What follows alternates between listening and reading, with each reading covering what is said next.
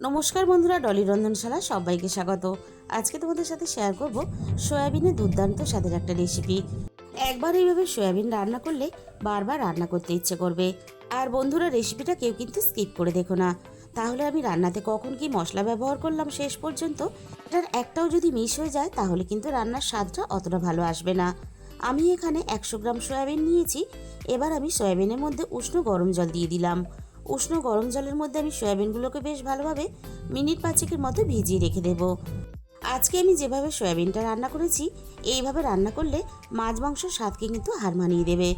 সয়াবিনগুলো এদিকে ভিজতে থাক, আমি এবার এই রান্নার জন্য একটা মশলা বানিয়ে নেব। প্রথমে আমি এখানে একটা বাটির মধ্যে নিয়ে নিলাম হাফ চামচের একটু বেশি হলুদের গুঁড়ো, আর সাথে আমি নিয়ে নিলাম ঝালের জন্য হাফ চামচের একটু কম লঙ্কার গুঁড়ো, আর নিয়ে নিলাম এখানে হাফ চামচের একটু কম ধনে গুঁড়ো, আর সাথেই আমি নিয়ে নিলাম হাফ চামচের একটু কম জিরে গুঁড়ো। আর রান্নার কালারটা ভালো আসার জন্য আমি এখানে অল্প একটু কাশ্মীরি লঙ্কার গুঁড়ো নিয়ে নিলাম। আর কাশ্মীরি লঙ্কার গুঁড়োটা অবশ্যই ব্যবহার করার চেষ্টা করবে, তাহলে মাংসর মতো কালারটা আসবে আর তার জন্য কিন্তু রান্নাটা দেখতেও ভালো লাগবে। এবার আমি অল্প একটু জল দিয়ে সমস্ত মশলার একটা ঘোল বানিয়ে নেব। মশলার এরকম একটা ঘোল বানিয়ে নিলে তাহলে রান্নার কালারটা খুব ভালো আসবে। এবার আমি মশলাটাকে একটা সাইডে সরিয়ে রেখে দেবো। এদিকে সয়াবিনগুলোও বেশ ভালোভাবে নরম হয়ে গেছে, আর দেখো ফুলে কিন্তু বেশ বড় বড় হয়ে গেছে। এবার আমি সয়াবিনগুলো জল ঝরিয়ে নেব। সয়াবিনগুলো আমি বেশ ভালোভাবে জল ঝরিয়ে নিয়েছি। আবারও আমি একই বাটির মধ্যে নিয়ে নিলাম। আর রান্নাটা আমি আলু দিয়ে করব, তার জন্য আমি এখানে একটা বড় সাইজের আলু বেশ বড় করে ডুমো করে কেটে নিয়েছি। তাহলে চলো রান্নাটা আমি কিভাবে করেছি এবার সেটা দেখে নেওয়া যাক। প্রথমে আমি কড়াইয়ের মধ্যে প্রয়োজন মতো সর্ষের তেল দিয়ে দিলাম। আমি সর্ষের তেলে রান্নাটা করব, তোমরা চাইলে কিন্তু তোমাদের সুবিধা মতো সাদা তেলেও রান্নাটা করতে পারো। এবার আমি তেলটাকে খুব ভালোভাবে প্রথমে গরম করে নিয়ে এবার আমি আলুগুলো ভাজার জন্য তেলের মধ্যে দিয়ে দেব। আমি রান্নাতে একটা বড় সাইজের আলু ব্যবহার করেছি, তোমরা তোমাদের প্রয়োজন মতো আলুর পরিমাণটা ব্যবহার করবে। এবার আমি আলুটা নাড়াচাড়া করে একটু সময় নিয়ে বেশ ভালোভাবে ভেজে নেব। আর সয়াবিন রান্নার জন্য আলু কিন্তু বেশ ভালোভাবে সময় নিয়ে ভেজে নিতে হবে, তাহলে আলুগুলো খুব সুন্দরভাবে তাড়াতাড়ি সিদ্ধ হয়ে যাবে। আর আলু ভালোভাবে সিদ্ধ হলে তাহলে রান্নার স্বাদটাও অনেক বেশি ভালো হবে। আমি আলুগুলো বেশ ভালোভাবে ভেজে নিয়েছি।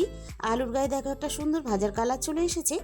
এবারে আমি জল ঝরানো সয়াবিনগুলো আলুর সাথে দিয়ে দিলাম ভাজার জন্য।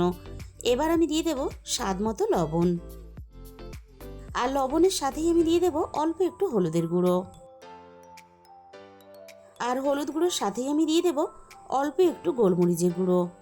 আর অল্প একটু গোলমরিচের গুঁড়ো দিলে তাহলে রান্নার ফ্লেভারটাও খুব ভালো আসবে, আর রান্নার টেস্টটাও খুব ভালো হবে।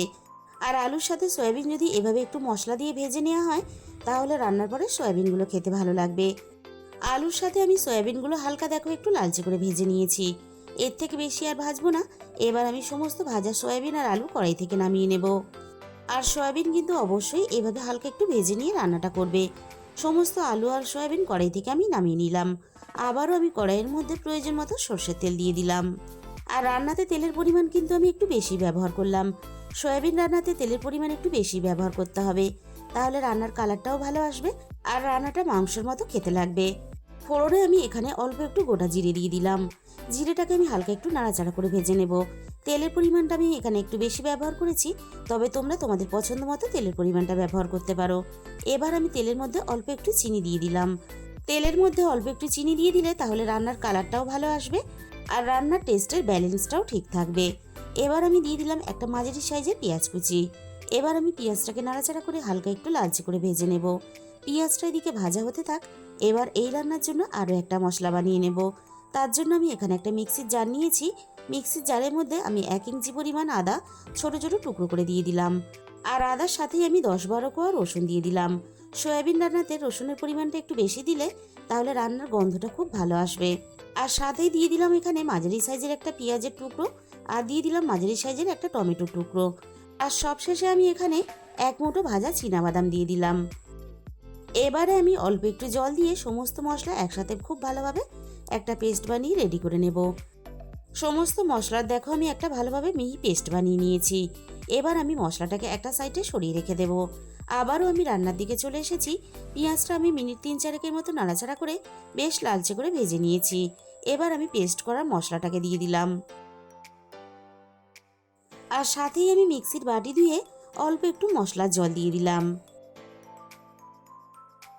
এবার আমি রান্নার স্বাদ মতো লবণটা দিয়ে দিলাম। এবার আমি গ্যাসের ফ্লেমটা মিডিয়াম টু লোতে রেখে সমস্ত মশলা একসাথে নাড়াচাড়া করে বেশ ভালোভাবে একটু সময় নিয়ে কষিয়ে নেব। মশলার মধ্যে যে আমি এক্সট্রা জলটা ব্যবহার করেছি সেটাও কিন্তু আমি কষানোর সাথে সাথে টানিয়ে নেব। মিনিট 6-7 মতো আমি মশলাটা ভালোভাবে কষিয়ে নিয়েছি। আগে থেকে যে মশলার ঘোলটা আমি রেডি করে রেখেছিলাম সেটা এবার দিয়ে দিলাম। আবারও একটু সময় নিয়ে মশলাটা নাড়াচাড়া করে আরও ভালোভাবে একটু কষিয়ে নেব। আর মশলা যত ভালোভাবে কষাবে সময় নিয়ে রান্নার স্বাদ কিন্তু ততই বেশি ভালো হবে। আমি মিনিট 6-7 মতো মশলাটা বেশ ভালোভাবে কষিয়ে নিয়েছি। আর দেখো মশলা থেকে সুন্দরভাবে তেল ছেড়ে দিয়েছে, তেলটা উপরে ভেসে উঠেছে। এবার আমি ভেজে রাখা আলু আর সয়াবিনটা দিয়ে দিলাম। এবার আমি মশলার সাথে সয়াবিন আর আলু ভালোভাবে কষিয়ে নেব একটু সময় নিয়ে। আলু আর সয়াবিন যদি মশলার সাথে একটু ভালোভাবে কষিয়ে নেওয়া হয় তাহলে সয়াবিনের মধ্যে সমস্ত রান্নার তেল মশলা চলে যাবে, আর এর জন্য সয়াবিনগুলো খেতে ভালো লাগবে। সব কিছু একসাথে ভালোভাবে পাক হওয়ার জন্য কড়াইটা একটু ঢাকা দিয়ে দিলাম। মিনিট 3-4 মতো আমি কড়াইটা ঢাকা দিয়ে দিয়েছিলাম। এবার আমি কড়াই থেকে ঢাকাটাকে সরিয়ে নিলাম। আর দেখো মশলা থেকে সুন্দরভাবে তেলটা আলাদা হয়ে গেছে। আবারও আমি মিনিট 2 মতো একটু কষিয়ে নেব। সয়াবিন যত ভালোভাবে এইভাবে কষাবে রান্নার টেস্ট কিন্তু ততই ভালো হবে। এবার আমি এখানে রান্নার প্রয়োজন মতো জল দিয়ে দিলাম। আর জলের পরিমাণটা আমি একটু বেশি দিলাম, কারণ সয়াবিন কিন্তু একটু ঝোল টানবে। আর তোমরা যখন রান্নাটা করবে যে যেরকম ঝোল রাখতে চাও সেরকম হিসাব করেই জলটা দিয়ে দেবে। সব কিছু একসাথে ভালোভাবে মিশিয়ে দিয়ে সয়াবিন আর আলু ভালোভাবে সিদ্ধ হয়ে রান্নাটা ভালোভাবে হওয়ার জন্য কড়াইটা ঢাকা দিয়ে দিলাম। মাঝখানে 7-8 মিনিট পরে আমি কড়াই থেকে ঢাকাটাকে সরিয়ে নিলাম। এবার আমি রান্নার মধ্যে দিয়ে দেব অল্প একটু গরম মশলার গুঁড়ো। গরম মশলার গুঁড়োটা এই সময় দিলে তাহলে গরম মশলার গন্ধটা সুন্দরভাবে রান্নার সাথে মিশে যাবে, আর তার জন্য রান্নার ফ্লেভারটা খুব ভালো আসবে। এবার আমি আবারও কড়াইটা ঢাকা দিয়ে ভালোভাবে রান্নাটা হতে দেব। আরও মিনিট 15 মতো আমি রান্নাটা করে নিয়েছি। এবার আমি কড়াই থেকে ঢাকাটাকে সরিয়ে নিলাম। আর বন্ধুরা, আমি একটা কথা বলতে ভুলেই গেছি, রান্নাতে কিন্তু ভাজা বাদামটা অবশ্যই ব্যবহার করবে। আর এই ভাজা বাদামটা ব্যবহার করার জন্য রান্নার স্বাদ কিন্তু অনেক গুণ বেড়ে যাবে। এবার আমি দেখে নেব আলু ভালোভাবে সিদ্ধ হয়েছে কিনা।